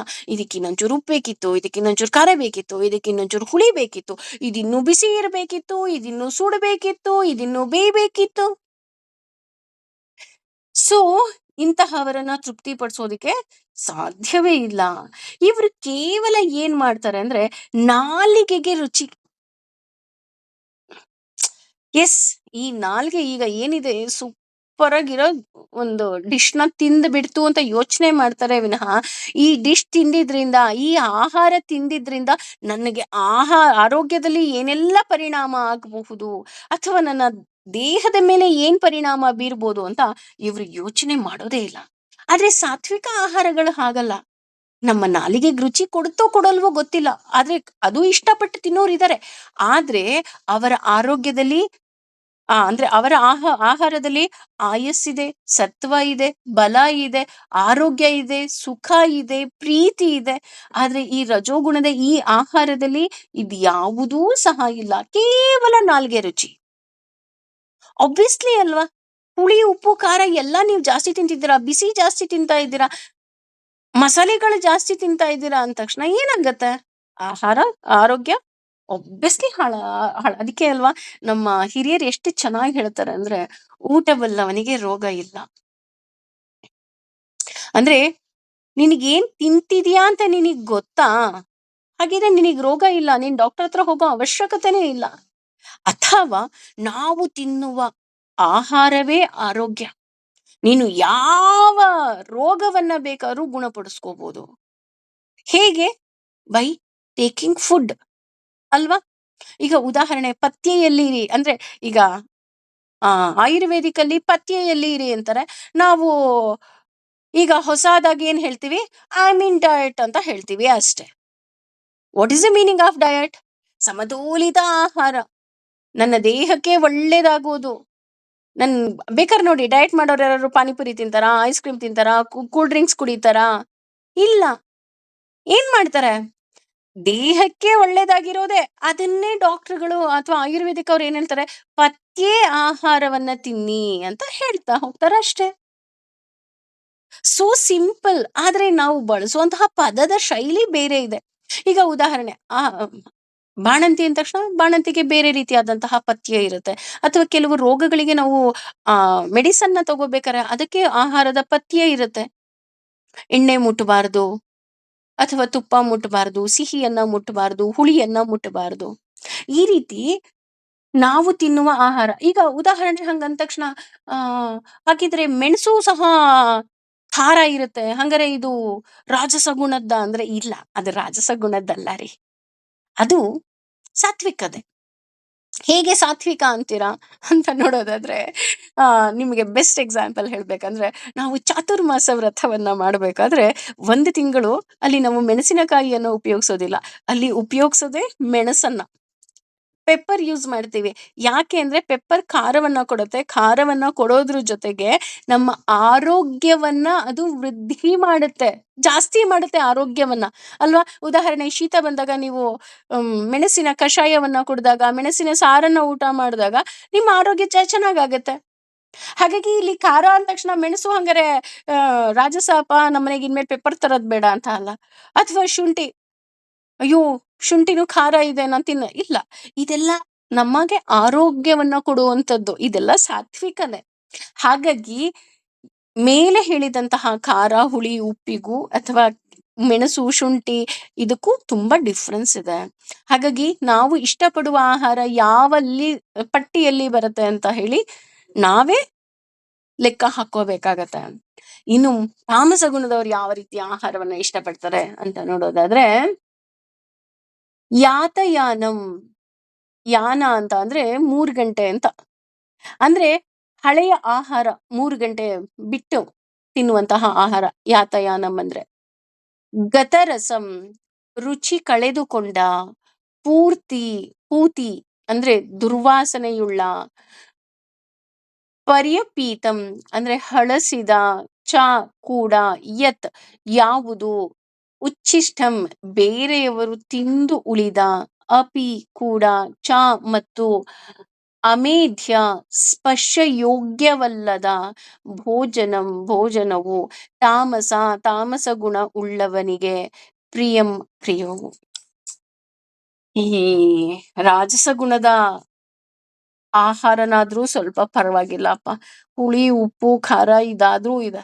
ಆದ್ರೆ ಈ ತಾಮಸ ಗುಣದವರು ಎಂತಹ ಆಹಾರವನ್ನ ಇಷ್ಟಪಡ್ತಾರಪ್ಪ ಅಂದ್ರೆ, ಯಾತಯಾನಂ ಅಂದ್ರೆ ಮಾಡಿದ ತಕ್ಷಣ ಇವ್ರು ಊಟ ಮಾಡೋದಿಲ್ಲ. ಬೆಳಗ್ಗೆ ಮಾಡಿದ ತಿಂಡಿ ಮಧ್ಯಾಹ್ನ ತಿಂತಾರೆ, ಮಧ್ಯಾಹ್ನ ಮಾಡಿದ್ದು ರಾತ್ರಿ ತಿಂತಾರೆ, ರಾತ್ರಿ ಮಾಡಿದ್ದು ಮತ್ತೆ ನಾಳೆ ಬೆಳಗ್ಗೆ ತಿಂತಾರೆ. ಯಾನ ಅಂದ್ರೆ 3 ಗಂಟೆ ಅಂತ. ಯೂಶಲಿ ಆಯುರ್ವೇದದಲ್ಲೂ ಹೇಳ್ತಾ ಹೋಗ್ತಾರೆ, ನಾವು ಯಾವುದೇ ರೀತಿಯಾದಂತಹ ಆಹಾರವನ್ನ ಮಾಡಿದ್ರೆ ವಿತಿನ್ 3 ಅವರ್ಸ್ ನಾವು ಅದನ್ನ ತಿನ್ಬೇಕು. 3 ಅವರ್ಸ್ ಆದ್ಮೇಲೆ ತಿಂದ್ರೆ ಅದರ ಪೌಷ್ಟಿಕಾಂಶ ಏನಿರುತ್ತೆ ಅದು ಅರ್ಧಕ್ಕೆ ಬರುತ್ತೆ ಅಂತ ಹೇಳ್ತಾ ಹೋಗ್ತಾರೆ. ಹಾಗಾಗಿ ನಮ್ಮ ಋಷಿಮುನಿಗಳು ಸಹ ಹೇಳೋದು, ಅಥವಾ ಡಾಕ್ಟರ್ ಸಹ ಹೇಳೋದೇನಂದ್ರೆ, ಫ್ರೆಶ್ ಫುಡ್ನ ತಗೊಳ್ಳಿ, ಬಿಸಿ ಬಿಸಿ ಆಹಾರ ಅಂದ್ರೆ ಆಗ ಅಡಿಗೆ ಮಾಡಿ ತಕ್ಷಣ ಖಾಲಿ ಮಾಡಿ. ಆದ್ರೆ ಕೆಲವರು ಹೆಂಗಸರು ಇರ್ತಾರೆ, ಹೇಗೆ ಅಂತ ಅಂದ್ರೆ, ಯಾರೀ ದಿನ ಅಡಿಗೆ ಮಾಡ್ತಾರೆ, 1 ದಿನ ದೊಡ್ಡ ಕುಕ್ಕರಲ್ಲಿ ಸಾಂಬಾರ್ ಮಾಡಿಟ್ಬಿಟ್ರೆ 1 ವಾರ ಓಡಿಸ್ಬೋದು. ಕೆಲವ್ರ ಮನೇಲಿ ಓಡಿಸ್ತಾರೆ ಸಹ,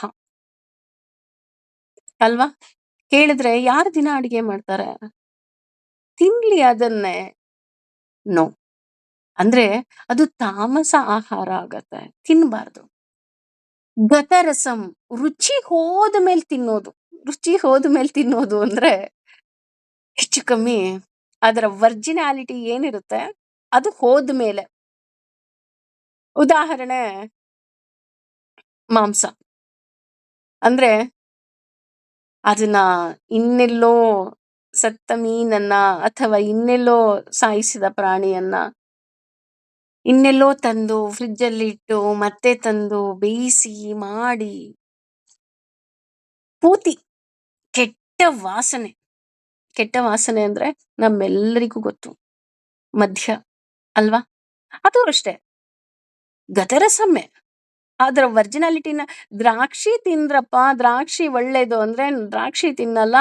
ಅದನ್ನ ಇನ್ನೊಂದ್ ಸ್ವಲ್ಪ ಕೊಳ್ಸಿ, ಮಾಡಿ, ಇನ್ನೇನೋ ಮಾಡಿ ತಿಂಗ್ಳಾನ್ಗಟ್ಲೆ ಇಟ್ಟು ಅದಕ್ಕೆ ಇನ್ನೊಂದಿಷ್ಟು ಫರ್ಮೆಂಟೇಷನು ಅದು ಇದು ಏನೇನೋ ಮಾಡ್ಕೊಂಡು ಅದಕ್ಕೆ ಹುಳ ಬರ್ಸಿ ಅದನ್ನ ಸೋಸಿ ಅದು ಒಂದಿಷ್ಟು ಕೆಟ್ಟ ವಾಸನೆ ಬರ್ತಾ ಇರತ್ತ ಅದನ್ನ ಕುಡಿಯೋದು ಮದ್ಯ ಅಲ್ವಾ?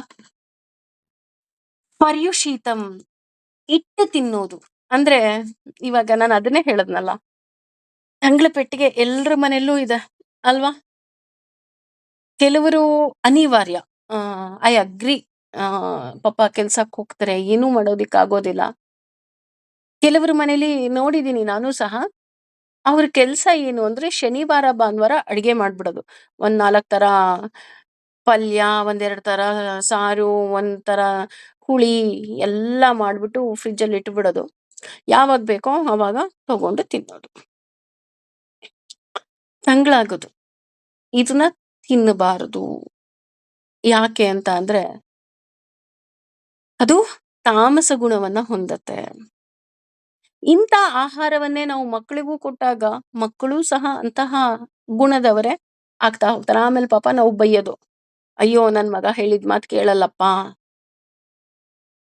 ನೋಡಿ, ಅಂದ್ರೆ ನಾವು ತಿನ್ನೋ ಆಹಾರ ನಮ್ಮ ಮೇಲೆ ಎಷ್ಟು ಪರಿಣಾಮ ಬೀರುತ್ತೆ ಅಂತ ಭಗವದ್ಗೀತೆ ಹೇಳ್ತಾ ಇದೆ, ಭಗವಂತ ಹೇಳ್ತಾ ಇದ್ದಾನೆ. ಉಚ್ಚಿಷ್ಟಮಪಿ ಎಂಜಲ್ ತಿನ್ನೋದು. ಒಂದು ತಟ್ಟೆಗೆ ಹಾಕೊಂಡು ಬಂದು 4 ಜನ ಸುತ್ತಲೂ ಕುತ್ಕೊಂಡು ತಿನ್ನೋದು. ಇವ್ರ ಎಂಜಿಲ್ ಅವ್ರು ತಿನ್ನು, ಅವ್ರ ಎಂಜಿಲ್ ಇವ್ರು ತಿನ್ನು, ಒಂದೇ ತುಂಡನ್ನ 4 ಜನ ಕಚ್ಕೊಂಡು ತಿನ್ನು ಅಲ್ವಾ? ನಾನು ಇಲ್ಲಿ ಇನ್ನೂ ತುಂಬಾ ಎಕ್ಸ್ಪ್ಲೈನ್ ಮಾಡೋ ಅವಶ್ಯಕತೆ ಇಲ್ಲ, ನಿಮ್ಗಳಿಗೆ ಗೊತ್ತಾಗೋಗಿದೆ ಅಂತ ಅನ್ಕೊಳ್ತೀನಿ. ಸೊ ಎಂಜಲ್ ತಿನ್ನೋದು. ಹಾಗಿದ್ರೆ ಎಂಜಲ್ ತಿನ್ನೋದು ತಪ್ಪಾ? ಹೌದು, ತಪ್ಪು. ಯಾಕೆಂದ್ರೆ ಅದರಿಂದ ನಮ್ಮ ಆರೋಗ್ಯ ಹಾಳಾಗತ್ತೆ. ಕೆಲವು ಎಷ್ಟು ಸುಂದರವಾದ ಪದ್ಧತಿ ನಮ್ಮಲ್ಲಿದೆ ಅಂತ ಅಂದ್ರೆ, ಉಪನಯನ ಸಂಸ್ಕಾರ ಮಾಡಿಸೋದಕ್ಕಿಂತ ಮುಂಚೆ ಮಾತೃಭೋಜನ ಅಂತ ಮಾಡಿಸ್ತಾರೆ. ಆಗ ಅಮ್ಮ ತಿಂದ ಆಹಾರವನ್ನ ಮಗುಗೆ ತಿನ್ನಿಸ್ತಾರೆ. ಅಮ್ಮ ತನ್ನ ಕೈಯಿಂದ ತಿನ್ನಿಸ್ತಾಳೆ. ಅಂದ್ರೆ ಇನ್ನು ಮುಂದೆ ನೀನು ಯಾರ ಎಂಜಲೂ ತಿನ್ಬಾರ್ದು. ಎಲ್ಲಿವರೆಗೆ ತಿನ್ಬಾರ್ದು? ನೀನು ಗೃಹಸ್ಥಾಶ್ರಮಕ್ಕೆ ಹೋಗೋವರೆಗೂ ನೀನ್ ತಿನ್ಬಾರ್ದು. ಮದುವೆ ಆದ ಮೇಲೆ ಭೂಮದ ಊಟದಲ್ಲಿ ನಿನ್ನ ಹೆಂಡತಿಯ ಎಂಜಲನ್ನೇ ತಿನ್ಬೇಕು. ನೋಡಿ, ಇಲ್ಲಿ ಹೆಂಡತಿ ಎಂಜಿಲ್ ಇರ್ಬೋದು, ತಾಯಿ ಎಂಜಿಲ್ ಇರ್ಬೋದು, ಇದು ಆರೋಗ್ಯಕ್ಕೆ ಒಳ್ಳೇದಲ್ಲ ಅಂತ ಇಲ್ಲಿ ಹೇಳ್ತಾ ಇಲ್ಲ. ಒಂದೇ ತಟ್ಟೆನಲ್ಲಿ 4 ಜನ 5 ಜನ ಕೂತ್ಕೊಂಡು ತಿಂತಾರಲ್ಲ, ಅದು ಕೆಟ್ಟದು ಅಂತ ಹೇಳ್ತಾ ಇರೋದು.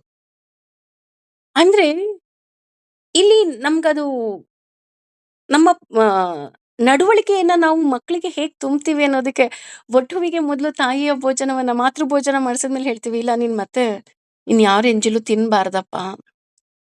ಕೆಲವರು ಅಪ್ಪಿತಪ್ಪಿನ ಊಟ, ಅಯ್ಯೋ ನಿಂಗೆ ತುಂಬಾ ಇಷ್ಟ ಅಲ್ವಾ, ನಾನು ತಿನ್ಬಿಟ್ಟಿದೀನಿ ಕಣೋ, ಎಂಜಿಲಾಗೋಯ್ತು, ನಿನಗೆ ಮುಂಜಿ ಆಗಿದೆ, ತಿನ್ನೋದಿಕ್ ಕೊಡೋಕ್ಕಾಗಲ್ಲ ಅಂತ ಅಜ್ಜಿ ಪೇಚಿಸ್ತಾಳೆ ಅಲ್ವಾ?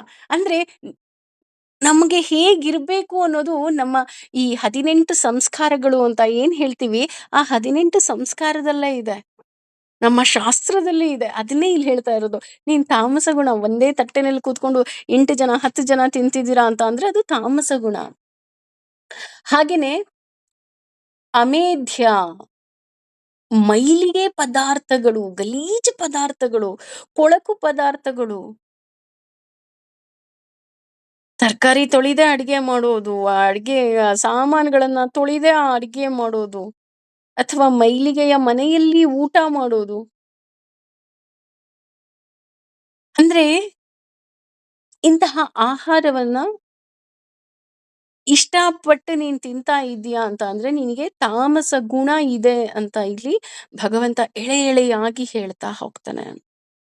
ನೋಡಿ, ತಾಮಸ ಗುಣ ಹೇಗಿದೆ, ರಾಜಸ ಗುಣ ಹೇಗಿದೆ, ಹಾಗೂ ಸಾತ್ವಿಕ ಗುಣ ಹೇಗಿದೆ ಅಂತ ಹೇಳಿ ನಾನು ಇಷ್ಟಪಡುವ ಆಹಾರ ಹೇಳ್ತಾ ಇದೆ. ನಿನಗೆ ಹಣ್ಣು ಹಂಪಲು ಇಷ್ಟನಾ, ಅಥವಾ ನಿನಗೆ ಅತಿ ಹೆಚ್ಚು ಹುಳಿ, ಉಪ್ಪು, ಖಾರ ಇರೋ ಬಿಸಿ ಬಿಸಿ ಇರೋ ಆಹಾರ ಇಷ್ಟನಾ? ಅಥವಾ ಕೆಟ್ಟ ವಾಸನೆ ಬರುವಂತಹ ಆಹಾರ ಇಷ್ಟನಾ? ಬೇಕಾದ್ರೆ ಹೋಗಿ ಕೇಳಿ ಕುಡುಕರಿಗೆ, ನಿನಗೇನ್ ಇಷ್ಟ ಅಂದ್ರೆ ನನಗೆ ಹೆಂಡನೇ ಇಷ್ಟ ಅಂತಾನೆ ಹೇಳೋದು ಅಲ್ವಾ? ಅವ್ರೆಲ್ಲಾದ್ರೂ ನನಗೆ ಹಣ್ಣಿನ ರಸ ಇಷ್ಟ ಅಂತ ಹೇಳ್ತಾರಾ? ಹೇಳೋದಿಕ್ ಸಾಧ್ಯನೇ ಇಲ್ಲ. ಅಲ್ಲಿಗೆ ನಮ್ಮ ಆಹಾರ ಪದ್ಧತಿ ಹೇಳ್ತಾ ಇದೆ, ನೀನು ಯಾವ ಗುಣದಲ್ಲಿ ಇದೀಯಾ ಅಂತ. ಈ ರೀತಿ ಗುಣ ಇದೆ, ಇಂತಹ ಆಹಾರವನ್ನ ಇಷ್ಟಪಟ್ಟಾಗ ಅಂತ ಅಂದಾಗ ನಮ್ಮ ಇಷ್ಟವನ್ನ ಬದಲಾಯಿಸ್ಕೋಬಹುದಲ್ವಾ? ಯೋಚನೆ ಮಾಡಿ. ಯಾಕೆಂದ್ರೆ ನಮ್ಮ ಮನಸ್ಸು ಯಾವುದನ್ನ ಇಷ್ಟಪಡುತ್ತೋ ಅದೇ ಗುಣ ನಮ್ಮದಾಗುತ್ತೆ ಅಂದಾಗ, ನಾನು ಭಗವಂತನನ್ನ ಸೇರ್ಬೇಕು ಅಂತ ಅಂದಾಗ ನಮ್ಮ ಇಷ್ಟವನ್ನ ಬದಲಾಯಿಸ್ಕೊಳ್ಳೋದಿಕ್ಕಾಗೋದಿಲ್ವಾ? ಕೇವಲ ದೇವರ ಪ್ರಸಾದಗಳು, ಹಾಗೂ ಕೇವಲ ದೇವರಿಗೆ ನೈವೇದ್ಯ ಮಾಡಿದಂತಹ ಆಹಾರಗಳು, ಹಾಗೂ ಆಗ ಮಾಡಿ ಭಗವಂತನಿಗೆ ನೈವೇದ್ಯ ಮಾಡಿ ತಿನ್ನೋಂತಹ ಆಹಾರಗಳು, ಇದನ್ನೆಲ್ಲ ಮಾಡ್ಕೋಬಹುದಲ್ವಾ? ನಮ್ಮ ಪದ್ಧತಿಯನ್ನ ಬದಲು ಮಾಡ್ಕೋಬಹುದಲ್ವಾ? ಅಲ್ವಾ? ಯೋಚನೆ ಮಾಡಿ. ಅಂದ್ರೆ ಯಾಕೆ ಇದನ್ನ ನಾವು ಭಗವದ್ಗೀತೆಯನ್ನ ಮ್ಯಾನ್ಯುಯಲ್ ಅಂತ ಕರಿತೀವಿ ಅಂತ ಅಂದ್ರೆ, ನಿಜಕ್ಕೂ ಸಹ ನಾವು ಹೇಗಿರ್ಬೇಕು ಅಂತ ಭಗವಂತ ಎಳೆ ಎಳೆಯಾಗಿ ಹೇಳ್ಕೊಡ್ತಾ ಹೋಗ್ತಾನೆ. ಇವತ್ತು ಆಹಾರ ಪದ್ಧತಿಯನ್ನ ನೋಡಿದ್ವಿ. ಮುಂದೆ ಇನ್ನು ಯಾವ ವಿಷಯದ ಬಗ್ಗೆ ಮಾತಾಡ್ತಾನೆ ಅಂತ ನೋಡೋಣ. ಸರ್ವಂ ಶ್ರೀ ಕೃಷ್ಣಾರ್ಪಣಮಸ್ತು. ಸರ್ವೇ ಜನ ಸುಖಿನೋ ಭವಂತು. ಸಮಸ್ತ ಸನ್ಮಂಗಲಾನಿ ಭವಂತು. ಹಾಗೆ ಎಲ್ಲ ಅಡುಗೆ ಮಾಡುವವರಿಗೆ, ಇಲ್ಲಿ ಮಹಿಳೆಯರು ಅಂತ ಹೇಳ್ತಾ ಇಲ್ಲ, ಅಡಿಗೆ ಮಾಡೋರು ಅಂತ ಹೇಳ್ತಾ ಇದ್ದೀನಿ. ಯಾಕೆಂದ್ರೆ ಈಗ ಅಡಿಗೆ ಎಲ್ಲರೂ ಮಾಡ್ತೀವಿ. ಹಾಗಾಗಿ ಅಡಿಗೆ ಮಾಡೋರು, ಇದು ಪ್ರಸಾದ, ಇದು ನೈವೇದ್ಯ, ಇದು ಎಲ್ಲರಿಗೂ ಒಳ್ಳೇದಾಗ್ಬೇಕು ಅನ್ನುವಂತಹ ಮನಸ್ಥಿತಿಯಿಂದ ಅಡಿಗೆ ಮಾಡೋಣ. ಯಾಕೆ ಅಂತ ಅಂದ್ರೆ, ನಾವು ಯಾವ ರೀತಿ ಅಡಿಗೆ ಮಾಡ್ತೀವಿ ಅದು ತಿನ್ನುವವರ ಮೇಲೆ ಪರಿಣಾಮ ಬೀರುತ್ತೆ ಅಂತ ಅಂದಾಗ, ನಾವು ಅಡಿಗೆ ಮಾಡ್ಬೇಕಾದ್ರೆ ಶ್ಲೋಕಗಳನ್ನ ಹೇಳ್ಕೊಂಡು ಭಗವಂತನನ್ನ ನೆನಪಿಸ್ಕೊಂಡು ನಾವು ಅಡಿಗೆ ಮಾಡಿದಾಗ ಅದು ಖಂಡಿತವಾಗ್ಲೂ ಮಹಾಪ್ರಸಾದ ಆಗೋದಿಲ್ವಾ? ಯಾಕೆ ಬೈಕೊಂಡು ಅಡಿಗೆ ಮಾಡ್ಬೇಕು? ಅಯ್ಯೋ 3 ಟೈಮು ಅಡಿಗೆ ಮಾಡ್ಬೇಕು ಕಣ್ರಿ, ಬೇಡ. ಭಗವಂತ ನೀನೇ ಹೇಳಿದ್ಯಾ, ರುಚಿಯಾದ, ರಸಭರಿತವಾದ ಹಾಗೂ ಯಾನ ಅಂದ್ರೆ 3 ಗಂಟೆ ಒಳಗಡೆ ಬೇಯಿಸಿದ ಆಹಾರವನ್ನ ತಿನ್ಬೇಕು ಅಂತ ನೀನೇ ಹೇಳಿದ್ಯಾ. ಹಾಗಾಗಿ ನಾನು 3 ಟೈಮು ಫ್ರೆಶ್ ಆಗಿ ಅಡಿಗೆ ಮಾಡ್ತೀನಪ್ಪ, ನನಗೆ ಖುಷಿ ಇದೆ. ಅದೇ ರೀತಿ ನನಗೆ ಇದೇ ರೀತಿಯಾದಂತಹ ಒಳ್ಳೆಯ ಮನಸ್ಥಿತಿಯನ್ನ ಕೊಡು, ಸಾತ್ವಿಕ ಬುದ್ಧಿಯನ್ನ ಕೊಡು ಅಂತ ಭಗವಂತನಿಗೆ ಕೇಳ್ಕೋಬಹುದಲ್ವಾ? ಯೋಚನೆ ಮಾಡಿ. ಹಾಗೂ ಅಡಿಗೆ ಮಾಡ್ಬೇಕಾದ್ರೆ ಅಡಿಗೆನಾ ಅನ್ನೋದಕ್ಕಿಂತ ಮಹಾಪ್ರಸಾದ ಅಂತ ಮಾಡೋಣ. ಊಟ ಮಾಡ್ಬೇಕಾದ್ರೂ ಇದಾ ಅನ್ನೋದಕ್ಕಿಂತ ಮಹಾಪ್ರಸಾದ ಅಂತಾನೆ ಊಟ ಮಾಡೋಣ. ಯಾಕೆ ಅಂದ್ರೆ ಊಟ ಅಥವಾ ಆಹಾರವನ್ನ ಸ್ವೀಕಾರ ಮಾಡ್ತಾ ಇದ್ದೀವಿ ಅಂದ್ರೆ, ನನ್ನಲ್ಲಿ ಇರುವಂತಹ ಭಗವಂತನಿಗೆ ಆಹುತಿಯನ್ನ ಹಾಕ್ತಾ ಇದ್ದೀನಿ. ಅಂದ್ರೆ ದಟ್ ಈಸ್ ಈಕ್ವಲ್ ಟು ಯಜ್ಞ. ಹಾಗಾಗಿ ಸರ್ವಂ ಶ್ರೀ ಕೃಷ್ಣಾರ್ಪಣಮಸ್ತು. ಸರ್ವೇ ಜನ ಸುಖಿನೋ ಭವಂತು. ಸಮಸ್ತ ಸನ್ಮಂಗಲಾನಿ ಭವಂತು. Thank you.